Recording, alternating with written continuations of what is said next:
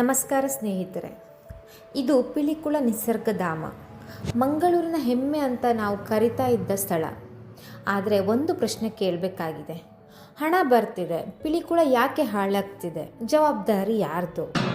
ಪಿಲಿಕುಳ ಅಂದರೆ ಕೇವಲ ಪ್ರವಾಸಿ ಸ್ಥಳ ಅಲ್ಲ, ಇದು ಪ್ರಾಣಿಗಳಿಗೆ ಆಶ್ರಯ, ಮಕ್ಕಳಿಗೆ ಶಿಕ್ಷಣ ಮತ್ತು ನಮ್ಮ ಸಂಸ್ಕೃತಿಯ ಪ್ರತೀಕ. ಪ್ರತಿ ವರ್ಷ ಸಾವಿರಾರು ಜನ ಭೇಟಿ ಕೊಡ್ತಿದ್ದಾರೆ.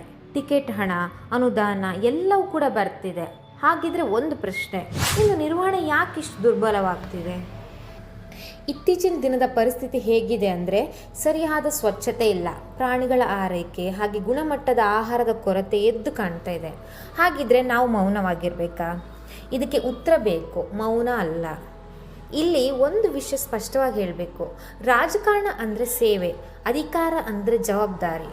ಪಾರದರ್ಶಕತೆ ಯಾಕೆ ಇಲ್ಲ? ಜನರಿಗೆ ಸ್ಪಷ್ಟ ಮಾಹಿತಿ ಯಾಕೆ ಸಿಗ್ತಿಲ್ಲ? ಪ್ರಶ್ನೆ ಕೇಳೋದು ತಪ್ಪಲ್ಲ, ಮೌನವೇ ತಪ್ಪು. ಪಿಲಿಕುಳ ಮುಚ್ಚಿದ್ರೆ ಪ್ರಾಣಿಗಳು ಎಲ್ಲಿಗೆ ಹೋಗಬೇಕು? ಮಕ್ಕಳು ಏನು ಕಲಿಬೇಕು? ಮಂಗಳೂರು ಇನ್ನೊಂದು ಹಸಿರು ಜಾಗ ಕಳೆದುಕೊಳ್ತದೆ. ನಾವು ರಸ್ತೆ, ಕಟ್ಟಡ, ಮಾಲ್ಗಳನ್ನ ಕಟ್ತಾನೆ ಕೂತಿದ್ದೀವಿ. ಆದರೆ ನಿಸರ್ಗ ಹೋದರೆ ಅದನ್ನು ಮರಳಿ ತರುವುದಕ್ಕೆ ವರ್ಷಗಳೇ ಬೇಕು. ಇದು ಅಭಿವೃದ್ಧಿ ಅಲ್ಲ, ಇದು ನಿರ್ಲಕ್ಷ್ಯ. ಈ ವಿಡಿಯೋ ಯಾರ ವಿರುದ್ಧವೂ ಅಲ್ಲ, ಆದರೆ ಒಂದು ಜವಾಬ್ದಾರಿ ಕೇಳುವ ಕರೆ.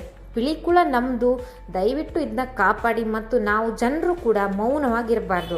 ಸ್ನೇಹಿತರೆ, ಪಿಲಿಕುಳ ಉಳಿದ್ರೆ ಮಾತ್ರ ನಮ್ಮ ನಿಸರ್ಗ ಉಳಿಯುತ್ತೆ. ನಿಮಗೆ ಈ ವಿಷಯ ನೋವು ತಂದಿದ್ರೆ ಈ ವಿಡಿಯೋ ಶೇರ್ ಮಾಡಿ. ಇದು ವೈರಲ್ ಆಗೋಕ್ಕೆ ಅಲ್ಲ, ಬದಲಾವಣೆ ಬರೋದಕ್ಕೆ. ಧನ್ಯವಾದಗಳು.